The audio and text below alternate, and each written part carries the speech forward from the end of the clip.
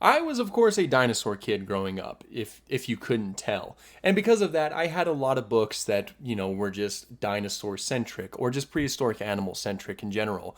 Recently, I had gone to my parents' house and I had found one that I was absolutely obsessed with when I was younger. So I figured, why not make a video out of this? So we'll go ahead and bring out the book and take a look at it and, kind of see where it was in this point in time, see where I was in this point in time, what my view on dinosaurs were.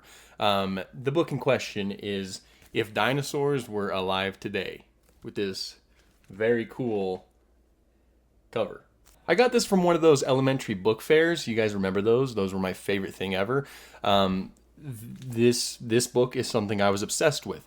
Of course, as the title suggests, the whole idea was to ask if non-avian dinosaurs and other prehistoric animals, this wasn't just about dinosaurs, but ask the question on if they survived and made it to the modern day, assuming that everything panned out the same way and, mammals were able to reach bigger sizes and things like that. Assuming all of that went fine and dinosaurs were still around today, non-avian dinosaurs, what would the situations be like? And it brings in a lot of really fun, possible scenarios that could happen. Of course, I'm not going to go through the entire book. I'll probably have it linked. I think I saw it on Amazon if you want to check out the book for yourself. Of course, it's a blast from the past, and maybe some of you are just curious to see what kind of situations they brought up. Okay, so the first little situation we get is Sauropods right here.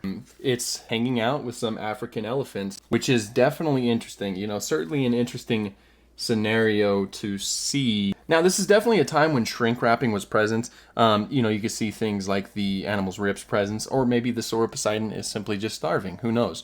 It's definitely easy to tell the time in which this was made. That being in 2007. So I was 7 years old when this book had officially released. Crazy. Oh, next up we have a little fun one. This is an Ouranosaurus hanging out with a camel in Egypt. That seems like a fitting setting for that. What's really cool is that, of course, it's the Ouranosaurus with more of a sail rather than a hump. I think most paleo depictions do show it as like a humped animal rather than just having a sail. I've seen a lot of back and forth with that debate, so I don't necessarily stand on either side. But what I will say is that I really like the colors on this Ouranosaurus. They also put it in a little fun scenario where it's sitting there just hanging out, and the camel's just kind of like, I got shade now. This is this is where I can cool off. So that's a fun little scenario to see. Oh man, we're going all the way back to the Triassic with Plateosaurus taking on a tiger. That is definitely an interesting scenario. Using its tail to really kind of just show the tiger what for. It's definitely an interesting Plateosaurus design. I like that they gave it stripes. Kind of makes it blend in with the tiger, I guess. Who knows how likely a scenario like this would be, but it's definitely interesting. This one's definitely a fun one. There's Psittacosaurus. Now, Psittacosaurus is, at least for one of the species, we know quite well what they look like. They're one of the most preserved dinosaurs. Like this image right here that you see is pretty accurate. Of course, there's a lot of different species of Psittacosaurus. I'm really not too sure which one this one is supposed to represent, but it's really cool. It's always cool to see Psittacosaurus brought up in books and things like that because, again, we just see it so frequently today, given the fact that it's one of the dinosaurs that we have the best idea of what it looks like. That little ceratopsian with its quills on its tail, or quill-like structures.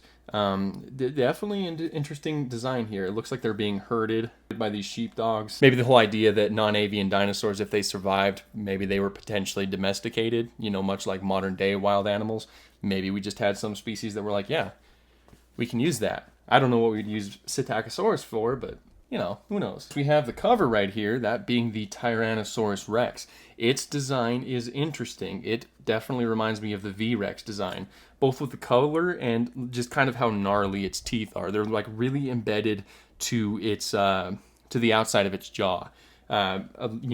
Extremely similar to a crocodilian. It also has like really rough scales and just a rough skin texture in general. I do really like the red around its eyes, though. That's definitely a really cool cool design flair, and very interesting to see it interact with modern animals like these poor bulls just being chased by one terrible tyrant. Now this is interesting, especially at the time when it comes to Oviraptor, or really any Oviraptorid, the primary goal was to show it stealing eggs, because of course Oviraptor is named egg thief because upon its initial discovery it was thought that there was a specimen on top of eggs. It was thought that those eggs were Protoceratops eggs, and the Oviraptor was simply just stealing those eggs. Of course, later on, it was found out with more specimens and things like that it was a brooding parent. And so it was named egg thief, when in reality it was just protecting its own eggs. Kind of a little bit of irony there. But anyway, in this book, it seems to be showing our Oviraptor friends as just going after crabs.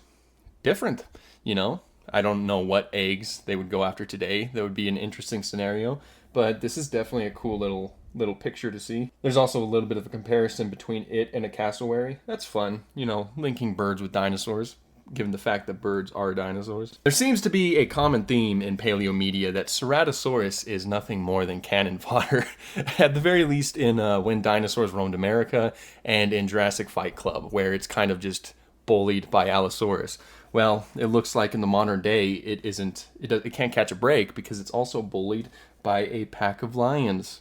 Now, Ceratosaurus is one of my favorite dinosaurs, so this is truly, truly unfortunate. I wish they could be the top dog somewhere. On this page, we have Leopleurodon. Many of you probably know it from Walking with Dinosaurs, in that its size was overestimated, and they made it this absolutely huge animal. Of course, its size was not nearly that big, but it seems this book, it just went with the huge animal scenario, and we have it going after a poor orca that already went after a poor sea lion. The coloration is also extremely similar, if not the same. I'd have to look at a picture later, but it looks like it's the same as the one from Walking with Dinosaurs. So it kind of feels like this is a product for its time, but I'm pretty sure that whole Leopleurodon size thing was already rectified before this book was made, but I could be wrong about that. Right here with another non-dinosaur, a flying reptile known as a Neurognathus, which is of course a pterosaur. It definitely looks terrifying. Nowadays, depictions of a Neurognathus, or a Neurognathids in general, show it as being a little bit more bat-like, with kind of a stubby face and huge eyes and things like that. Here, it's got more of an elongated snout, and it definitely has a gnarly appearance. It also likely went after insects rather than going after bird seed, or maybe going after the bird. I don't know what's going on here, but definitely a different portrayal of a Neurognathus. I also want to point this out. Archaeopteryx and Microraptor also show up in this, but this book's kind of divided into sections, where at the beginning they have dinosaurs, and then they move on to marine reptiles, and then now it's like the pterosaurs, right? The flying reptiles. But along with them, as I mentioned before, they have Microraptor and Archaeopteryx, both of which are, of course, dinosaurs. Pterosaurs are not dinosaurs. I think they were added because they had some form of flight, and the idea was that these are flying creatures and their effect on the world today, essentially. But still kind of interesting. Now, the Microraptor design is interesting because it does have kind of a blue sheen to it. Of course, Microraptor is one of the few dinosaurs that we know the coloration of, and it's more of like a crow or raven coloring. So, something that looks a lot more like this. So this isn't too far off in terms of the colors, but they also have some red accents here and there, which is, gives it a cool little flair. It's also climbing the Statue of Liberty. Didn't live in North America, but that's one thing. Some of these animals are showing up in the wrong location, if we're assuming that they stayed in that location. Or who knows, maybe they were brought over. Maybe they're an invasive species to New York. The plot thickens. Now, the rest of the book is interesting. It kind of focuses more so on like facts of the dinosaurs at the time. There's even like a whole Q&A section, like, did dinosaurs have slit eyes? With the answer being perhaps. If the active meat eaters hunted like modern cats, they would probably have slit eyes like cats too. Which is, seems pretty accurate to our understanding. The pupil shape of an animal is affected by their overall lifestyle. Like grazing animals typically have horizontal pupils. Small ambush predators typically have slit eyes, whereas other types of predators have rounded eyes. So, that's pretty accurate to our understanding, I think. Yeah, all in all, it's a fun read. A lot of this information is pretty dated. They do have a Spinosaurus versus T-Rex scenario right here, where it's like, if a Tyrannosaurus fought a Spinosaurus, who would win? That just shows how much of a grasp Jurassic Park had, especially Jurassic Park 3, when they brought up the whole idea of Spinosaurus fighting T-Rex. And pretty much it just says that, they probably wouldn't fight. They both are adapted for different ecological niches. Of course, there's a lot of other factors that go into that, like maybe starving T-Rex, vulnerable Spinosaurus, then maybe they would fight each other. Who knows? It doesn't really give a general answer, which is fun.